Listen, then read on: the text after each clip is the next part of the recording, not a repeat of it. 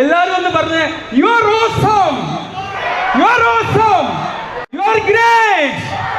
ഇപ്പൊ നിങ്ങൾ എന്താ ഉൽപ്പാദിപ്പിച്ചത് പറ? എല്ലാരും ഹാപ്പിയാണോ? എല്ലാരും ഹാപ്പിയാണോ? എന്തെങ്കിലും മയക്കുമരുന്നോ ഡ്രഗ്സോ ഉപയോഗിച്ചിട്ടാണോ നിങ്ങൾ ഉൽപ്പാദിപ്പിച്ചത്? നോ.